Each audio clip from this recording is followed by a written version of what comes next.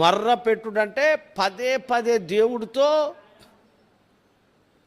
ఒక అమ్మాయి ఉంది కదా, అదే లోకాసువార్త 18లో రాజుగారు ఎవరిని పట్టించుకోవద్దు, రోజు వెళ్ళి అయ్యా నాకు నా ప్రతివాదికి ఏం తీర్చాలా, న్యాయం తీర్చు న్యాయం తీర్చు న్యాయం. ఆవిడ పదే పదే రావడంతో అన్యాయస్తుడైన రాజుగారు ఆమె విషయంలో ఏం తీసాడు ఉంది, న్యాయం తీర్చాడు.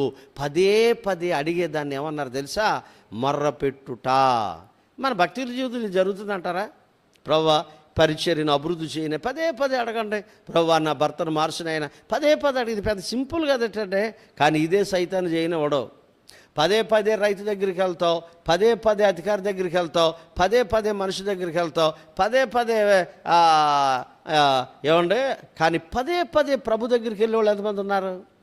ప్రభువా నా భర్తను మార్చిన ఆయన అన్నావు, మళ్ళా మరి మధ్యాహ్న సమయంలో ప్రభువా నా భర్తను మార్చిన ఆయన తాగుమోతాడు అయిపోడు అయ్యా, తిరుగుమోతాడు అయ్యాడు, మనిషి మార్చిన ఆయన నా పిల్లలు నాతో పాటు నీ మందిరానికి వచ్చేలా సహాయం చేయను. దేవుని సన్నిధిలో మరపెట్టు. నీ చేదు జీవితం మధురముగా మార్చబడుతుంది. ఇది నీకు అర్థమైతే నువ్వు ఎక్కడికి వెళ్ళవసరం లేదు. అందుకని నేను ఎక్కడికి వెళ్ళను, నాకు కష్టమైతే పోయి మూలకు పోయి ప్రార్థన చేసుకుంటాను. నా జీవితంలో కూడా ఎన్నో చేదు అనుభవాలు ఉన్నాయి, ఎన్నో ఎన్నో ఎన్నో ఎన్నో ఎన్నో ఎన్నో ఉన్నాయి. కానీ అన్నిటికీ దేవుని సన్నిధి నుండి మనం ఏం పొందాలా? జవాబు పొందాలి. దేవునికి మించిన వాడు ఇక్కడ ఉన్నాడండి ప్రపంచంలో. యేసు ప్రభువు మించిన వ్యక్తి ఎక్కడ ఉన్నాడండి ప్రపంచంలో? ఈవేళ మనకు మొర్ర పెట్టడం రాక, ప్రార్థన చేయడం రాక నలిగిపోతూ ఉన్న మోషే వీళ్ళందరినీ పక్కన పెట్టేశాడు, దేవునికి మొర్ర పెట్టాడు. దేవుడు ఏం చేశాడో చూద్దాం రా. అంతటా యెహోవా అతనికి ఒక చెట్టును, ఏమా చూడండి, మోషే మొరపెడితే దేవుడు ఏం చేశాడు? అదనమాట, సమస్యకు పరిష్కారం చూపెడతాడు యేసు ప్రభు. మీకు అర్థమైందా ఈ మాట? ఈయన సమస్య వచ్చింది, చేదు నీళ్ళు, అందరూ సొనుక్కుంటున్నారు. మోషే దేవుడి దగ్గరికి వెళ్ళి మొరపెట్టాడు.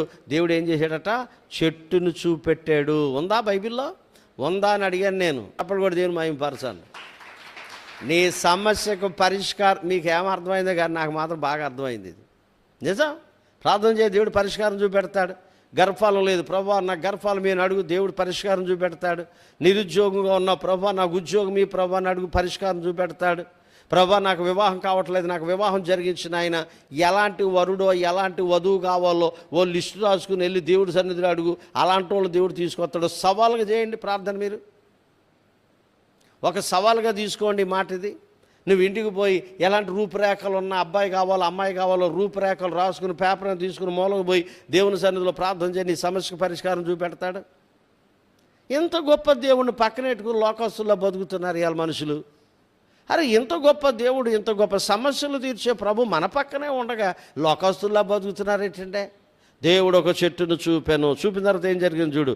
అది నీళ్లలో వేయగా, వేసిన తరువాత నీళ్ళు ఎంత మధురము, యేసుని ప్రేమ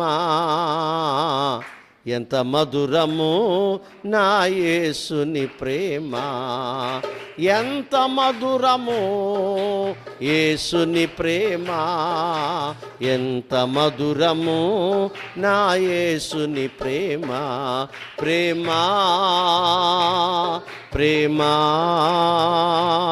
ప్రేమ ప్రేమ పండే ప్రేమ